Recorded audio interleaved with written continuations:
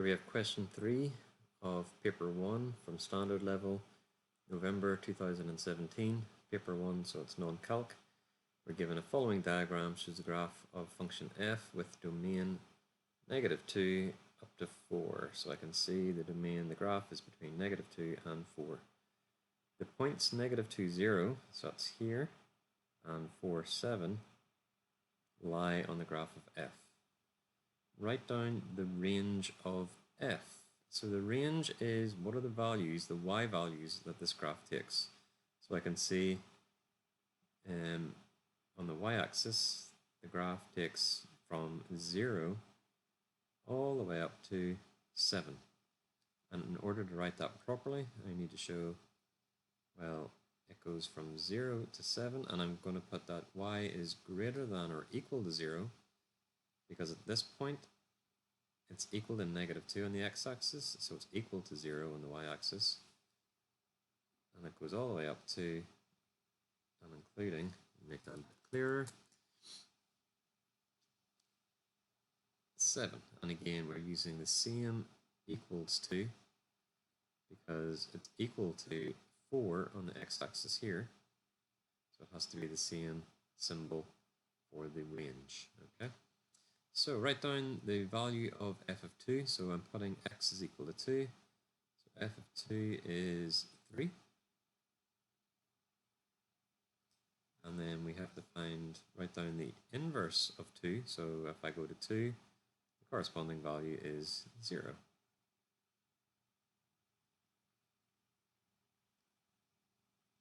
And now I have to sketch the graph of the inverse. So remember, the inverse lies, it's symmetrical to the function along y equals x. So if I put in y equals x,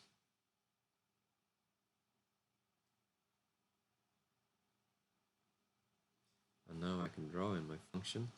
So this point is being reflected in this line, so it's going to flip over here. So I'm going to put the points in first. This point is being reflected here. This point is being reflected here.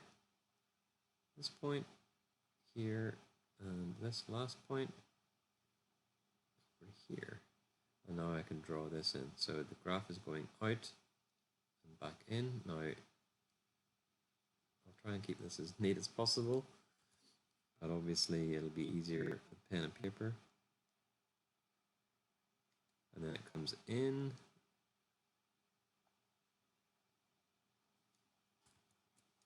And you have to make sure you go through the points. If you don't get the marks.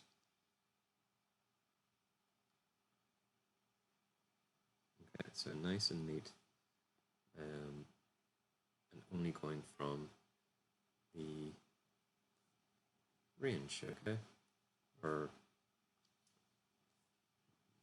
apologies, the only going for the function that is given, okay? So starting here, finishing right here. Doesn't go any further than that.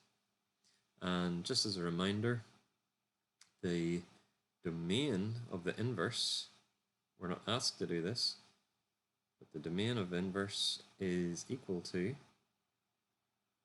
the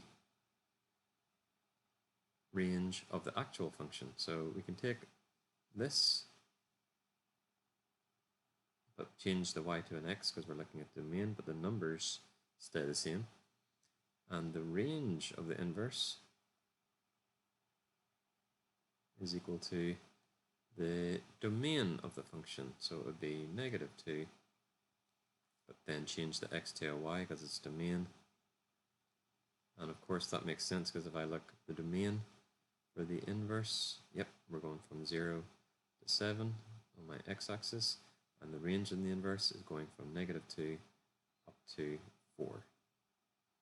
Okay, but just keep that in mind. Domain of inverse of the function is equal to the range of the function. The range of the inverse is equal to the domain of the function. Any questions? Just ask.